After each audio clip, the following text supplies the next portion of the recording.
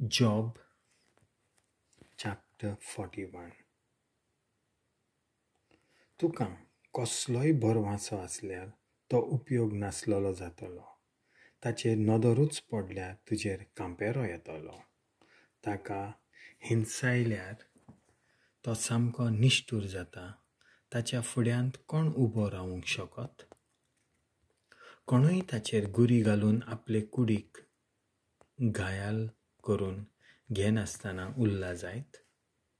सगळ्या सर्गा सोकल्या कोणूच ना त्या फुडें हांव ताच्या जांगला वयर उलयतां आनी ताच्या सर नासलोल्या बोलाची इस्कुटावणी कोत्तां. ताच्या आंगाची वयली कात कोण ओडून काडीत?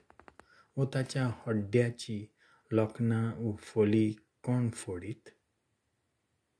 ताच्या तोंडांतले दारवंटे कोण उगडीत? ताच्या दांतां भोंवती थरथरो वसता. ताची फाट फातराच्या शिक्क्यान मोर मारलोल्यो धाल्यांच्यो वोली कश्यो. तांच्या मदें सादो स्वास लेगीत वचूंक शेकना तितल्यो त्यो एकामेकाक तेंकून आसात. त्यो एकामेकाक पांकून तें सगळें एक आख्खेंच कट्टें जालें.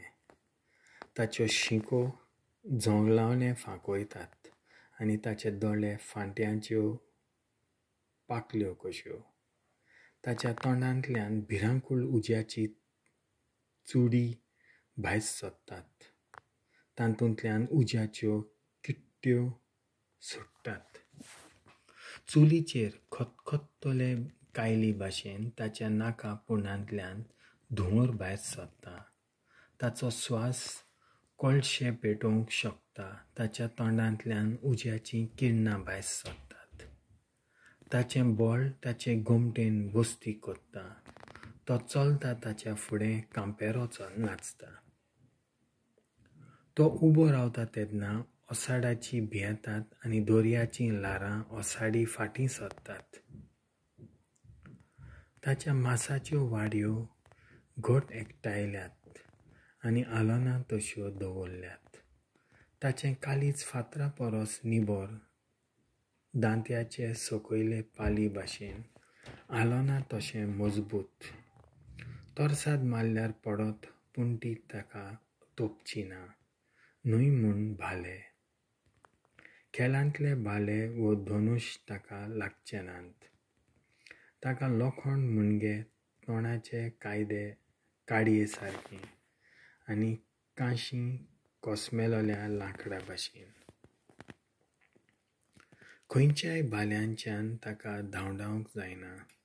ताचेर शेवटिलोले गोफिनीचे फातर तोंडाचे काडये भाशेन ताका आफुडटात. तोणगे ताका तोंडाचे कुडक्या सारके आनी शेवटिलोल्या भाल्यांक तो हांसता. ताच्या पोटाचीं धारेचीं फोवलां शेतकाराच्या दांत्या भाशेन जमीन पिंजतात. एके मोडकेंत उदक खतखत्ता ते परी तो समुद्राचे खोळायेक उचांबो लायता आनी दोर्याक पडमळ लासपी आयदनां परी शिजयता. आपल्या फाटल्यान तो एक चकमकीत पाट सोडटा आनी दोर्याचेर उदकाचो उफेंसो करता. भिरांती विणें जियेतली ताचे सारकी आनीक पृथ्वीचेर दुसरी रचना ना. तो सगळें उंच उंच आसा तें पळयता. तो सगळ्या रानवटी रायाल जनवाराचो राजा.